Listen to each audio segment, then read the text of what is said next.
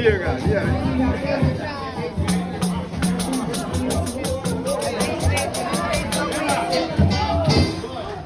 Já cheguei tocando. Parabéns, tá bonito. Gente, acomoda aí. O botiquim é grande, pô.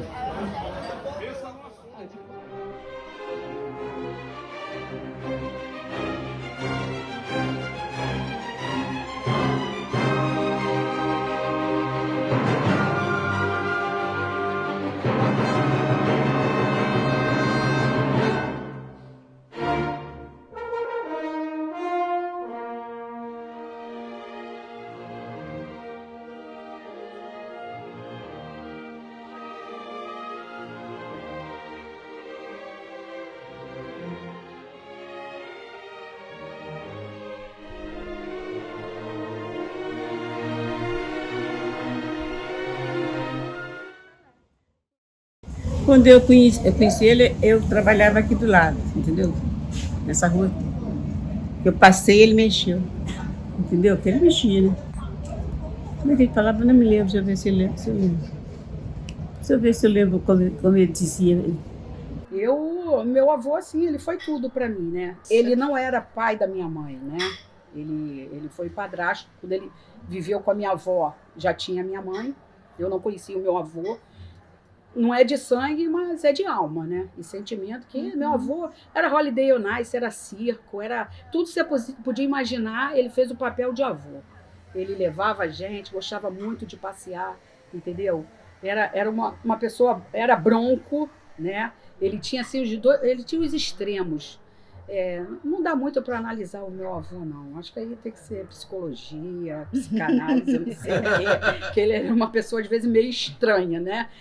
Você sabe, eu tinha certeza que ele gostava de mim, mas você não chegava perto. Você não podia abraçar, beijar, ele não... Oi, Marcinha, oi. Era aquele jeitão dele, entendeu? Então, mas ele era um cara que... Né, ele curtia essas coisas todas, ele tinha um extremo que eu digo assim, ele era bronco. Joia, uma vez escrevi um texto para um jornal dizendo que, parafraseando Nelson Rodrigues, quando eu vejo um português de botequim mal-humorado, eu babo na gravata. Ele falava esse termo, babo na gravata. Eu adoro dono de botequim mal-humorado, que não dá muita confiança. No fundo ele gosta de você absurdamente, né? Mas ele tem um instinto de defesa dele é maior do que isso tudo, né? Ele veio de Portugal, veio no navio, naqueles navios que metade morreu no caminho, gripes e outras coisas mais, sobreviveu, montou um bar no centro da cidade onde está decadente, para chegar até aqui, esbarrei por 20 moradores de rua, toneladas de lixo no chão, um abandono consciente e inconsciente, né? Porque não é possível que ninguém saiba que esse bar existe, que é uma beleza única. Manter esse bar é manter o seu coração vivo, né? A cidade funcionando. E eu conheci ele assim, gostei dele. Eu perguntei se podia sentar na mesa, ele falou, senta na mesa e come na cadeira. Eu falei, pô, já gostei do homem. E o negócio do Beethoven, gostei dessa história dele ter o Beethoven ali, né? E que foi juiz de futebol. Tudo isso me cativou, né? Acho que ele usava tamanco, não sei se eu posso confirmar isso depois, mas uma camiseta ele usava. Ele era um português que lembrava o marido da minha avó. Não sei se ele fumava ainda, aquele cigarro que fica preso na ponta da língua, né? E ele conseguiu criar uma legião de adeptos, de fiéis. Isso aqui virou uma igreja para uma série de pessoas doidas que vêm transformar isso aqui numa igreja, numa religião. Fizeram revista em quadrinho com o seu Joia, faziam homenagens a ele, diárias. Ele sentava ali, eu me lembro, e ficava ali falando as coisas mais loucas. Tinha uma empregada que eu não sei se é a mesma, xingavam-se mutuamente. Era uma coisa escandalosa. E um dia eu vim para cá muito cedo. Cheguei aqui 10 horas da manhã, só estava meia porta. Eu abaixei para dar uma olhada como é que estava o bar. Ele estava xingando a mulher é ele. Eu falei, não é decorado não é ensaiado não. É verdade mesmo, os dois se amam de uma forma que um xingando o outro o tempo todo. Tinha muita gente da White Martins, muita gente da Light, tinha algumas pessoas da Embratel e do Banco Nacional, né, do Detran. Então, era uma bagunça, nós viemos uma sexta-feira, uma bagunça federal, todo mundo falava alto, e o Joia adorava isso alimentava, ele gostava de alimentar a confusão, porque aquilo fazia ele feliz. E ele provocava a cozinheira jogava as coisas lá de dentro, aqui para fora e tal. Então foi assim que eu conheci o Botequim do Joia, em 1995. A história do Botequim do Joia começou bem antes, né? O bar foi fundado em 1909 pelo seu João Nunes, que está aqui na parede. E o Joia só chegou aqui, ele só entrou no bar para trabalhar em 1936. Como existe aquela dúvida entre o ano que ele nasceu, se foi 1920, 1923, a princípio ele falou para a gente que entrou aqui com 13 anos. Pode ter entrado com 16, mas não é uma faixa de idade. E ele assumiu o bar no início dos anos 50, 1950, quando o pai dele faleceu. O seu João faleceu, acho que em 1954, e ele assumiu o bar. Naquela época, a cozinheira era a dona Cecília. E a dona Cecília tinha um temperamento fortíssimo, né? Ela implicava com alguém. O Joia mesmo falava para mim assim, pô, naquela época, quando tinha alguém implicando muito, querendo algum, eu pedia para a Cecília ir lá resolver. A Cecília ia lá resolver.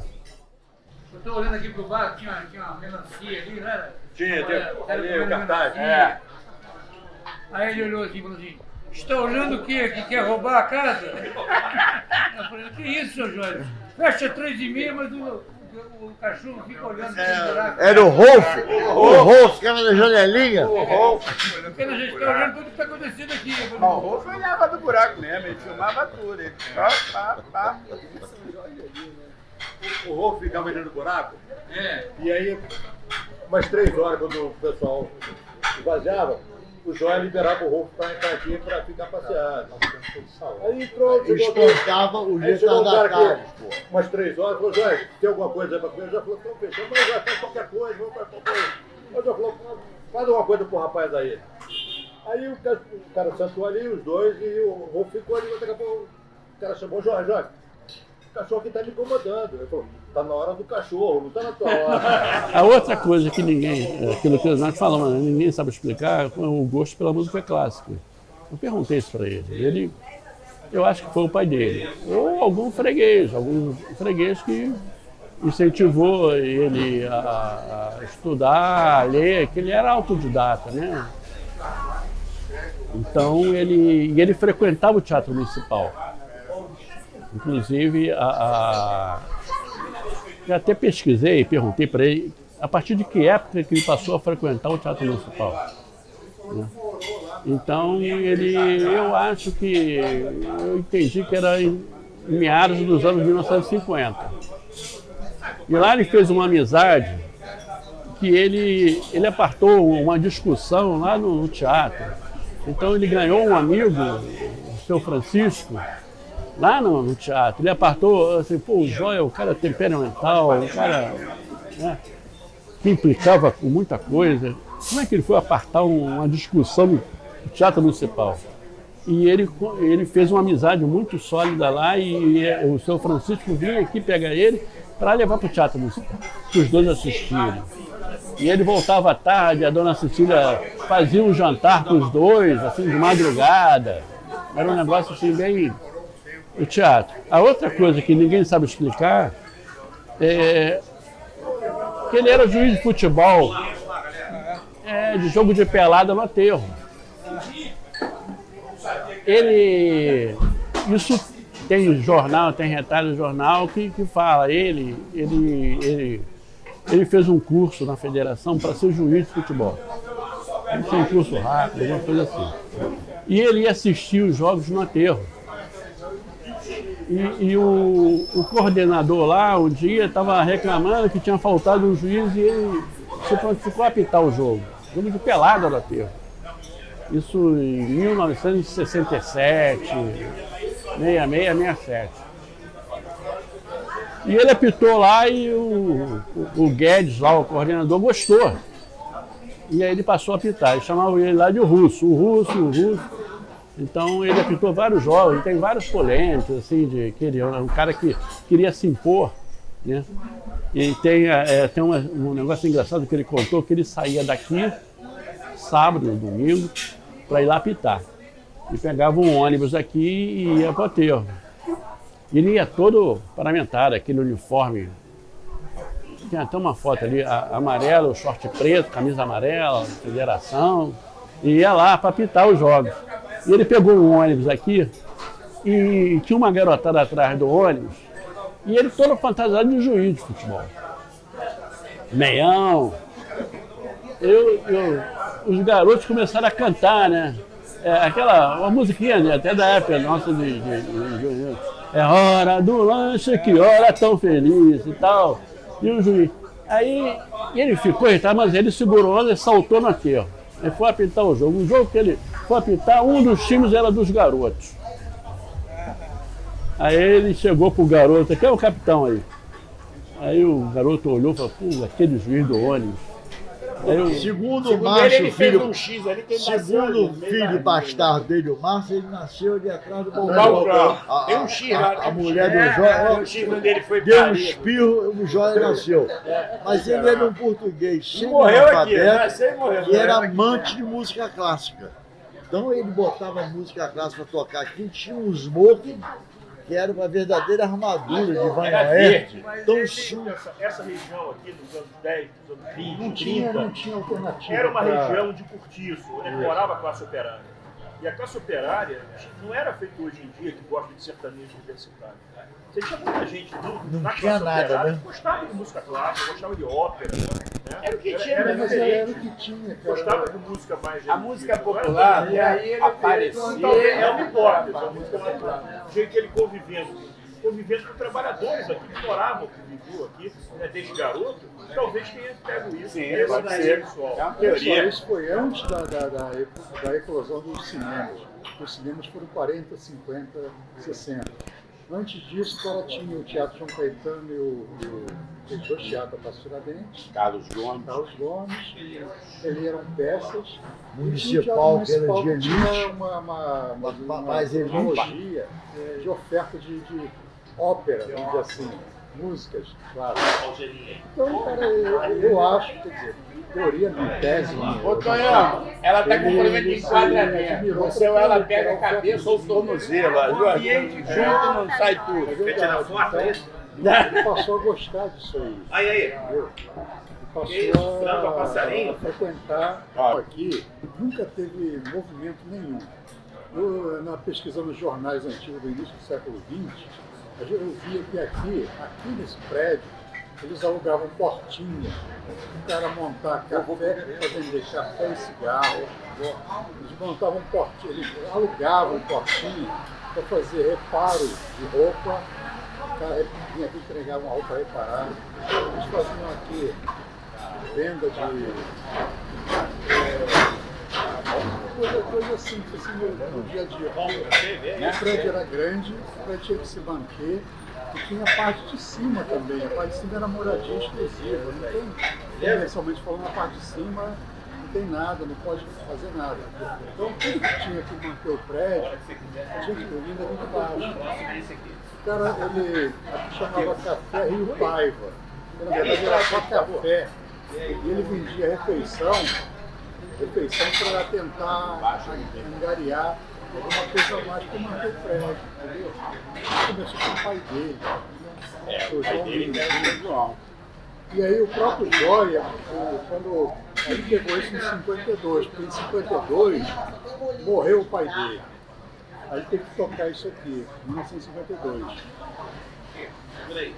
para manter isso aqui como restaurante, não sei o que, ele fazia. João era português mesmo. Era João era. João era. Ele era do pai dele. Esse era do pai dele. Então, depois de 1952, ele teve que dar os pulos dele para fazer isso aqui continuar, porque isso aqui era a subsistência dele, não tinha outra coisa. Entendeu? E era o que era chamado de casa de pasto. Casa de pasto. Porque essa região toda aqui era portinha que vendia roupa, que consertava calçado, cortiço que morava as pessoas. Não tinha nada aqui que comercialmente falando, desse lucro para ninguém. O Rio de Janeiro era da Presidente Vargas para lá. Como não tem até hoje. Eu peguei o prato aqui. A Presidente Vargas começou em 44, 45. Mas a Presidente Vargas para lá que tinha os prédios do governo, os milhares de funcionários. Por outro lado, a decadência dessa região aqui preservou esse casario. É tipo Ouro Preto. Não deixou de ser capital de Minas Gerais, a decadência preservou. Essa região derrubada. Até há 40 anos atrás, ninguém almoçava na rua. O cara que trabalhava aqui, ninguém almoçava na rua, trazia marmita. Até hoje é assim. Você vê, você tem todo o casario, até claro, tem muita coisa, mas tem todo o casario ainda preservado pela decadência. E até hoje é lojinha, é o comérciozinho do imigrante, o sapateiro, o cara que conserta a rádio, ainda não mudou a vocação dessa área. Por isso é que ele alugava as portinhas aqui para vender cigarro e café, para consertar roupa, para consertar calçado. Entendeu? Ainda temos até hoje, temos um sapateiro aqui frente que é africano. É alugado as portinhas, fazia um biombo e alugado. Está nos jornais lá, alugo, portinha na Travessa Oliveira, que é essa aqui, né? Essa aqui chama Júlia Lopes de Almeida é Travessa Oliveira. Júlia Lopes de Almeida, uma escritora famosíssima aí. Ele mexe na Travessa Oliveira 26, alugo portinha para vender cigarro e café. Porque não dava lucro para ele nenhum. Hoje a gente relembra as coisas todas e o pessoal que, sei lá, incentivou, não sei qual o termo certo, enalteceu o botequim do Joia hoje. Né? Aquilo ali, você vai, as pessoas, os fregueses choram com a gente, não é? Cada um tem uma história. É verdade. Aí além disso tudo, da Laíde está ali segurando a onda toda, os fregueses, né? E um vai com ela no mercado e compra e tal. Tem as meninas hoje, as cozinheiras que ajudam bastante, que a Laíde não cozinha, né? Mas isso tudo ali, sei lá, é gratificante, né? E hoje a gente ainda tem o samba do aposentado, que uma vez por mês ainda levanta lá o bar. Eu procuro levar as amigas, né? Todo mundo que eu comento, eu procuro levar. Que é uma alegria, né? O samba do aposentado, o Cacá, é maravilhoso, entendeu? Uma vitalidade, aquele pessoal assim da nossa faixa etária para cima. Como eu falei, eu sou a caçula do grupo. Quando ela começou, a gente já... Eu sou a caçula do grupo e eu estou me aposentando.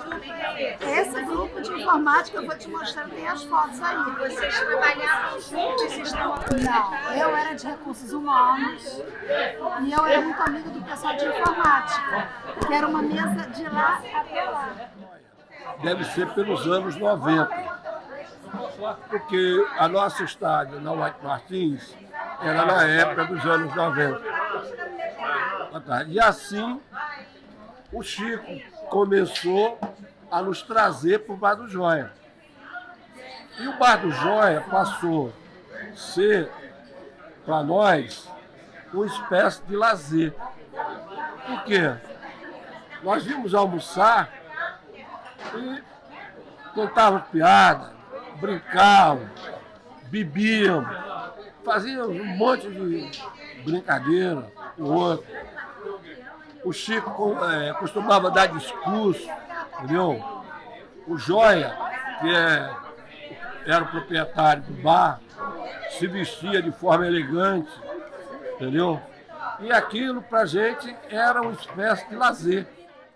O Joia abriu em consideração a minha pessoa, isso foi em 1990. Aí veio a galera toda da White Martins, teve uma roda de samba isso à noite, sexta-feira à noite. Nunca ele fazia isso. Aí eu pedi vários tipos de caldinho, os petiscos e muita cerveja. Eu não trouxe as fotos, mas eu tenho as fotos. do chá de bebê. Minha filha hoje está com 32 anos, né? E aí o que acontece? Só que o Bar do Joia é a nossa casa, né? A dona Laíde, como eu falo, é mãe da gente, né? Eu sou filho da dona Laíde, o Márcio é filho do Joia, né? Márcio, mala, sem alça. Aí o que acontece? E a gente estabeleceu de fazer um samba noturno aqui.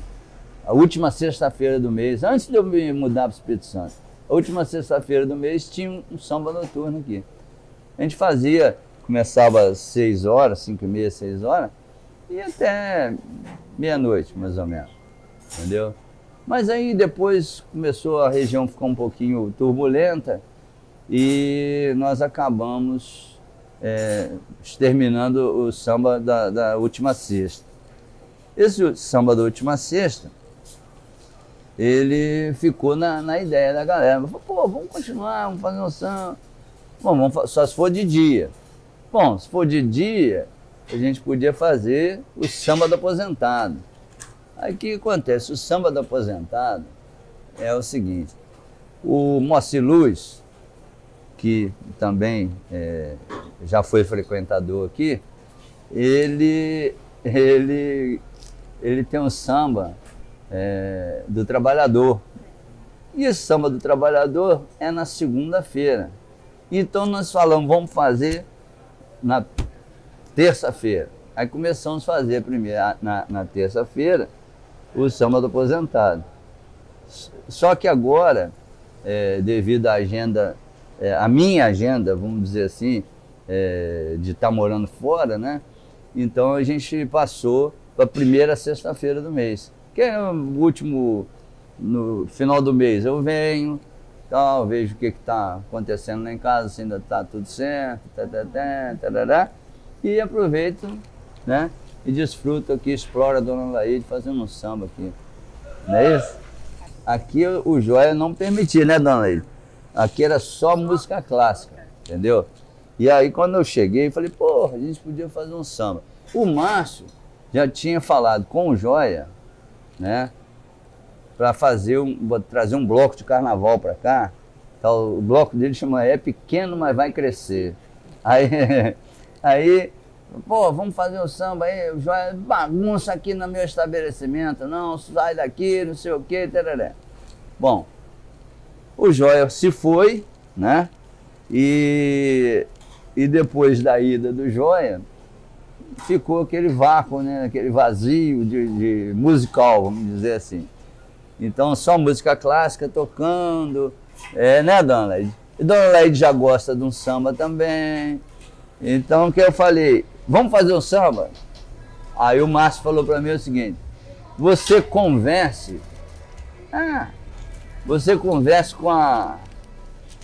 com o Joia, entendeu? Bom, o Joia já tinha ido, mas eu entrei naquele cantinho ali, fiz um saravá, que eu sou do babado, entendeu? E pedi uma permissão com muito respeito, saravá Joia, muito respeito, e recebi a permissão dele, com todos, arrepiei bastante na hora, recebi a permissão dele para fazer o samba. O samba do trabalhador, ele é a cara do Rio, porque não foi preparado. Eu nunca fiz um anúncio, nunca fiz uma filipeta. Ele aconteceu porque tinha que acontecer, né? Só o Rio de Janeiro pode fazer um samba que antigamente começava às 2 horas da tarde. O carioca se permite ir no botequim de manhã, ir à praia de manhã, em pleno dia de semana, ele se garante, né? Eu trabalho o que tiver que trabalhar e vou para a praia, eu vou para o botequim ou vou para o samba. Assim nasceu o Samba do Trabalhador, tem 18 anos, um público fiel, 8 discos lançados, 3 prêmios da música brasileira. Essa é a história. E o que você acha dessa trocadilho, desse samba do aposentado? Olha, quando é uma coisa simpática, Eu não me incomodo não. Por exemplo, no dia de Niterói tinha o samba do batalhador. Achei aquilo gozadíssimo. Mas quando as pessoas fazem de má fé, vai para um outro estado, no Brasil, e faz o samba do trabalhador, isso confunde às vezes as pessoas. A gente recebe recado, vocês estão na Bahia, eu estou em Fortaleza. Não, é outro grupo. Não é justo, né? Você botar fundo de quintal, tocando no Acre, é um outro grupo que a gente inventou com o mesmo nome, não pode, né? Ah, ficou, eu gostei demais. É outro nome, né? É outra brincadeira, né? Tenho sentido que tem acontecido uma... Nós estamos num processo de mudança. Mesmo antes da pandemia, a cidade ela mudou o tipo de música, o tipo de programa na TV, e a parte de boemia também. Quer dizer, o samba que você ouve hoje, ele é muito... E não é uma reclamação, não, mas é diferente daquele samba que você ouvia, da velha guarda, Paulinho da Viola e tal, Walter Alfaiate. Aquela história que o Joia sabia mais ou menos quanto dava na mesa, e esse cara uma vez fizeram uma brincadeira com ele, porque naquela época tinha muitos tickets de restaurante em papel. E o Joia não dava troco. Para papel, não vou dar dinheiro para troco de papel. Se acerta aí, eu não vou dar troco. E aí, os caras aprontaram para ele. E tinha um anúncio do ticket numa revista, o cara recortou o ticket. Eu não sei quanto serviço, juntou aquilo lá. E na hora de pagar, colocaram aquilo ali e deram para ele. Conta de conhecido, de amigo, ele nem conferiu, ele botava no bolso. Ele chegou mais tarde, ele olhou aquele ticket. Aí os caras queriam que ele reclamasse. Na sexta-feira seguinte, o Joia não falou nada. Ele falou alguma coisa aí? Então tá, a gente vai repetir. Na outra sexta-feira, os caras... Quando o cara recortou, juntou lá os tickets com aqueles papéis, ele falou, não, tem esse aqui e tem mais esse aqui para vocês. Ó. Esse ticket não vale, isso aqui não vale. Isso aqui, 2 semanas depois ele cobrou os caras. Quando o cara deu de novo, eu disse, toma isso aí não. Esse ticket aí não vale nada. Aí cobrou dos caras. Você não ouve muito mais MPB, nem nada e tal. E o Botequim, ele está nesse bojo também, eu acho. Né? Então, assim, são poucos os que sobraram. E a pandemia foi, assim, uma paulada enorme, né? O Bar Luiz acho que fechou, se eu não me engano. O Vilarino fechou. Isso para falar de whisquerias e bares mais sofisticados. E botequins pés sujos, vários fecharam. Vários botequins incríveis de comida, de sociabilidade, de você ir lá encontrar os amigos e passar a tarde. O Joia continua, né? Pois é, que segredo é esse? O que Borogodó é isso? Eu acho que tem a ver, por exemplo, o bode cheiroso, que eles chamam bode cheiroso, chamava Bate São Manuel, época que eu comecei a frequentar lá. Era um botequim daqueles de mesinhas de mármore, tinha uma muretazinha de cobogó, separando 2 espaços. O seu Manuel, que era o dono, ele impunha uma ordem ali. O pessoal que frequentava, eu trabalhava ali perto, quem frequentava mesmo e tal, tinha direito ao pendura. Então eu pagava por mês, em vez de pagar a conta do dia. Você tinha uma outra matemática, né? Um outro crédito, serviço de crédito, né? E tal. Aqui é a mesa da diretoria, né? E os diretores, né? Aqui sentados, servindo mesa, e os cambau 4, e tinha uma caixinha de sapato, onde ficava, era o cofre, né? Ficava o dinheiro todo ali. Então o sujeito chegava, pagava, a gente dava o troco, quem tivesse disponível dava o troco, entendeu? E beleza, tarará, tem troco, toma aqui, tudo certo. E a caixinha de sapato é que é o negócio. Então, quando o cara não estava servindo mesa, ele estava fazendo a contabilidade, entendeu? Isso é importante.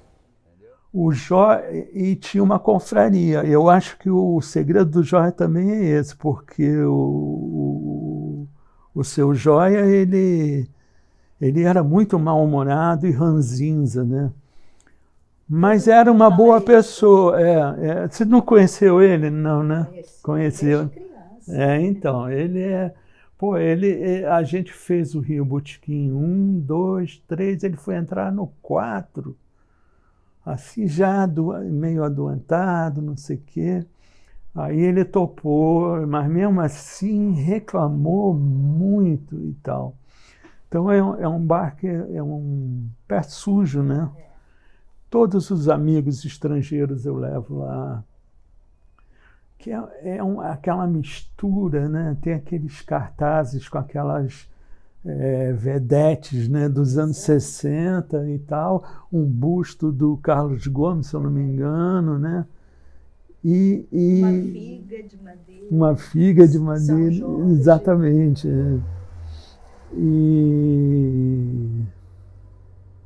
E a viúva, né? A Laíde, que faz uma feijoada como ninguém na sexta-feira, se eu não me engano, entre outros pratos maravilhosos ali. Então o pessoal vai para lá e quando você vê, passou 4, 5 horas, você está ali. Aí é voltar no tempo. Lá dentro é voltar no tempo mesmo. Né? Aquela coisa assim, bem antiga mesmo, bem... E outra coisa, né? A Laíde consegue abrir ali espaço também para filmagens de novelas, de filmes. Uma vez até eu vi uma novela, aí o casal lá, que estava numa escadaria no corredor. Eu falei, gente, eu conheço essa escada. Isso é lá no meu avô, porque não é possível. É até meio sombria, aquelas escadarias lá é uma coisa meio sombria. Quando as portas se abrem no Jóia e acende o fogão para cozinhar histórias, um gosto de paio no feijão. A mesa da diretoria se apronta pra risada de montão. Todo mundo vira caixa e garçom. Todo mundo vira caixa e garçom. Dona, eu vou pedir a colaboração da senhora em fazer assim a mãozinha. E a dona Laíde, no meio do salão, levanta a mão. Peraí, não tenha pressa, seu pedido vai sair. Peraí, vê se não me amola, seu pedido vai sair. E o mau atendimento, que deveria ser lamento, transforma cada cliente no irmão. Vira passarinho que caiu no alçapão. O bando Jóia é um tremendo alçapão. A confraria viúva do gaiato, de fato, chega junto de montão. Todo mundo empenhado na missão. todo mundo empenhado na missão. E o mau atendimento, que deveria ser lamento, transforma cada cliente no irmão. Vira passarinho que caiu num alçapão. É que entrou aqui, não sai mais não. O bar do Joia é um tremendo alçapão. Até que é bom.